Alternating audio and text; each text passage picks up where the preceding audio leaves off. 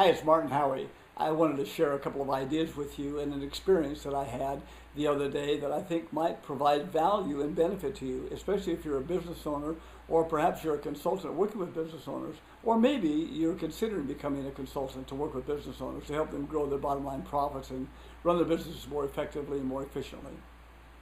You know, I consider myself to be in pretty good physical conditioning. I compete regularly in bike races, running races, and triathlons. I won the Arizona State Time Trial Championship for cycling. I've won the National Time Trial Championship, and I've won the World Games 8 different times in my age group. So I'm pretty competitive in what I do. I also go to the gym 6 days a week, and I'm there for anywhere from 50 minutes to an hour and a half, depending on the day and what I have to work on. So I keep myself pretty clean as far as my diet goes, and as far as my exercise routine. I'm right on the ball all the time.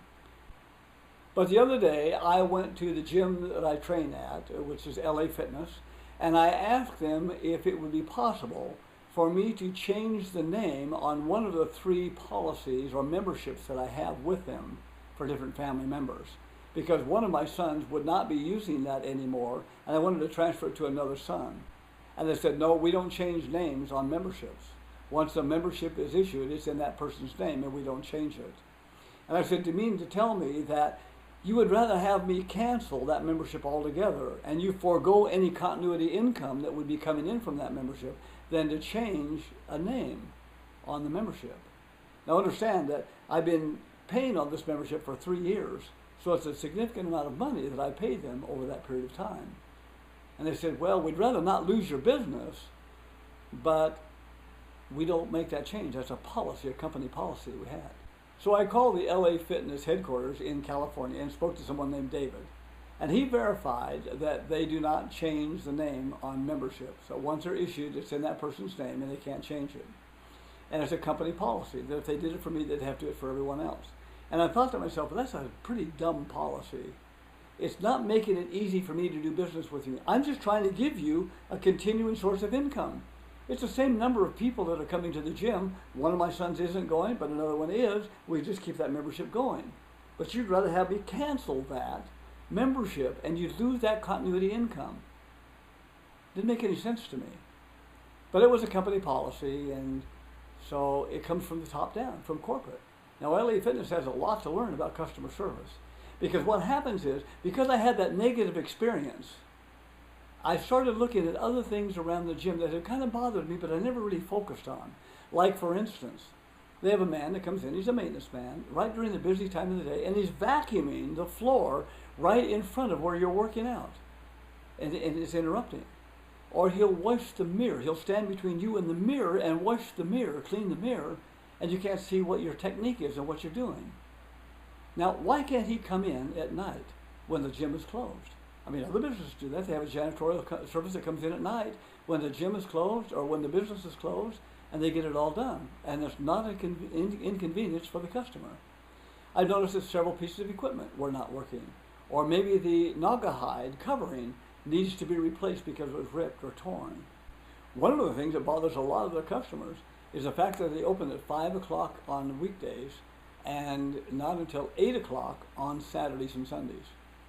Now, if you work out for an hour or an hour and a half, you got 9:30 by the time you finish. You get home, you take a shower, you're 10:30, and half your day's gone on a Saturday, when that's a day to spend with your family or a day doing work around the house. And all because the gym opened up at 8 o'clock. Not for the convenience of the customer, understand, but for the convenience of the gym. Now, other LA Fitnesses around open up at 7 o'clock, or some even open up at 6 o'clock on the weekends. The weekends are a busy day for a lot of people, but they make it very inconvenient for you to get your workout in when you want to or when you need to get it done. Now, when you take a look at who they're working for, they're really working for themselves and their convenience and not the customer. And now, if they were to open up just an hour early, all the people that are jammed in there at 8 o'clock waiting to get their workout in, those would be spread over that hour. It would be much easier for people to get in and get their workout, find the equipment that they want, the weights they want, and get their workout done. Now, the reason I tell you this story is not to rag on LA Fitness but to give you an idea of maybe some of the things that are happening in your business, or if you're a consultant, in your clients' businesses, that need to be looked at.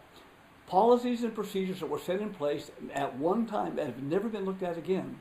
Policies and procedures that are maybe making it more difficult for your clients to work with you or to do business with you, for your buyers to come back. Now, the other day, a couple of friends of mine and I went to a running store to look at some new running shoes that they had. And when we were finished, it was about 9:30 at night. We popped over to a yogurt place in Tempe, which is where ASU is. It's a college town. And we were paying for our yogurt. It was about 9:45. And one of the kids working the cash register turned to the other one who was serving up the yogurt and said, "Look at the number of people that are in here and the number of people that continue to come in. We're never going to get out here by 10 o'clock. I guess we're just going to have to lock the doors." Now, it was kind of interesting to me because we took our yogurt, we went outside, and we watched as we were sitting around the table, watched the number of people that were coming up. And they couldn't get in because the doors were locked. And I'm thinking to myself, how many people are there times the amount of the yogurt? Now, it's not a lot of money, but when you add it up over the number of people that were coming there, college kids who had gotten out of a movie, they'd left a club that they were at, families that were coming to buy yogurt at this place because the yogurt is excellent. And they were losing that kind of money. Revenue being lost because of the convenience of the people who work in the store or the store itself, and not the convenience of the customer. Big mistake, losing a lot of business. And if another yogurt store opened up that provided another good tasting yogurt close by, you could bet that customer, or that store rather, would lose a lot of business. Now what about you and your business? What are you doing to make sure that you treat the customers right? Now people come to me and they say, "Martin, how do we compete in today's tough economy?" And I say, well, let's take a look. There are 4 levels of prospects or customers that you have in a business. The first one are people who already do business with you. They like you, they know you, they trust you, they open up their wallets, they give you money. They do business with you for a number of different reasons. That's the easiest sale there is to make, because many times all it takes is a postcard, a letter, an email, a phone call, and you get that person to come in and buy from you again. Some type of reward program or something to get them to come in. Another source of customers are the people who used to do business with you. Or they used to buy from you. They still use the products and services that you offer. They're just not buying from you. They're buying from somebody else. Why are they doing that? Why did they go someplace else? What was it that caused them to leave you and go someplace else and buy the same products and services? Sometimes a simple phone call, a simple letter, a simple postcard, a simple contact, an email or something will reveal what that problem is. And you can have what's called a reactivation campaign to reactivate that person. They already at one time liked you. Maybe they changed because something that had nothing to do with you. It was just, maybe it was more convenient to go someplace else. Or maybe somebody had a sale and they went there and they liked it and they stayed there. You better find that out. And the third level of prospect are people who have come to your place of business. Your store, your place of business, your website. They looked around, they didn't see what they wanted. Maybe nobody paid any attention to them. There was nothing enticing for them to leave their contact information so you could contact them later. They didn't buy from you and they left. Well, golly, why is that? Why didn't you somehow capture the names of those people who came to your store or came to your website or whatever it is that you offer? And the last level here are people who we call raw new prospects. People who don't even know you exist. They're suspects. They may or may not do business with you. And the way you get in touch with them is by mailing to them or spending money to get in touch with them. Somehow, telemarketing, mailing, other forms of contact to get in touch with them means spend money. Now, if you really want to be successful in business, you need to go back to that number 1 category, the people who are currently doing business with you right now, and figure out how can we make these people loyal customers? How can we get them to come back more often? How can we get them to spend more money with us? How can we get them to spend more money more often and stay with us longer and refer other people? That's what it's all about. That's your number 1 source. So you take a look at it and say, well, what are we going to do differently? Let me give you an example. In your town today, let's use this as an example. In your town, there's going to be 100 cars sold this month. And there's 2 car dealers, car dealer A and car dealer B. And both are getting 50%. And car dealer A looks over and says, hey, John, he's a good guy. I like him. We're competitors, but we're both getting 50%. That's fair. I'm going to keep on doing what I've always done. I'm going to keep on getting my 50%. And John says, no, wait a minute. I've got 2 kids in college, and I want to buy a beach house. I need more income. I'm going to increase my business by 10%. So now, instead of 50-50, John goes to 60, and car dealer A over here goes down to 40. There's a 20% gap. Now, John may not spend all that money on education, and may not spend all that money on that new beach house, because he's got a taste of what success is, what a taste of additional business is. He's going to take some of that money and put it into marketing. Who's going to market for? His best prospects. Now, who are your best prospects? There are people who are already using the products and services you sell. They're just not buying them from you. You don't have to convince them of the value of those products and services. They already know that. They're already buying them, spending money on it. All you have to do is convince them that right product, right service, wrong company. How can you show them that doing business with you would be to their advantage over doing business with someone else? That's really what it's all about. How can you provide more value? Well, one of the first things you want to do is make sure you protect that value, or protect that the most valuable thing you have, and that's that customer. You don't want to lose that customer. How are you going to insulate that customer from John over here, who's trying to attack that customer and get him to come to him? How do you do that? Well, one of the best ways to do it is just keep in contact with him. Now, there are several things you could do. You can send out a print newsletter that gives you some ideas about business or about what it is that you have to sell. You can talk about some of your customers that have been loyal, and some of the customers that have benefited from buying from you. You can give them coupons to come in and get something. You could have a VIP program. There are a number of things you could put in a newsletter. Another thing is to create an e-zine where it's no cost at all. You create an e-zine, which again gives them some valuable information that when they look at it, they say, you know, I have to open this because there's always good information in here. So you could send one of those out a month. Now, what if you combine that? What if you said, I'm going to send an e-zine on the first week, I'm going to skip a week, on the second week I'm going to send them a print newsletter, and skip a week, and we do that every month. So you have two contacts now going out to them, giving them valuable information, giving them information that can be a benefit to them, giving them a reason to come back in and buy from you, giving them a reward for referrals that they refer to your business. So there's a number of things you could put into that. That's just one idea that we talk a lot about in our training. But the key is to insulate these people and go back to them. The second thing is, let's go to these people here who used to do business with you but don't anymore, and let's get a reactivation campaign. Now, one of the easiest ways to do that, find out what they want. Find out what they left, why they did business with you in the first place. What is it about your business that attracted them? And then what is it about that caused them to go someplace else? Now, you can create a survey by the use of something like SurveyMonkey or Zoomerang or a number of different services. And you create your own survey, you send it out to them and say, would you please fill out the survey? And if you do, I'll give you whatever it happens to be, some type of a bonus or reward or a coupon or a certificate to get them to come back into your store, your place of business. Maybe it's a report on the 7 things that you should know before you buy whatever or before you do business with whomever. You see, you give them some type of a reward for answering the survey, and that reward is a benefit to them that will attract them back to you. Now you have a result here. You have the results of all the reasons why they did business with you, what attracted them in the first place, why they're not doing business with you, why I like the other company, what is it about the products and services they're using right now that's attractive to them, what else would they consider or are they currently purchasing in addition to the original product and service. You start asking those questions, you get that information back. Now you can create a campaign, a reactivation campaign, to go back to those people and try to get them to come back to you. See, there's a number of things that you can do with that. Most business owners don't think about this kind of thing because they're so busy doing the do of the business, doing whatever they have to do during the day. And that's not a good place to do business. You've got to start thinking out of the box. Start thinking, what can we do to differentiate ourselves from someone else? We call that the unique differentiating factor.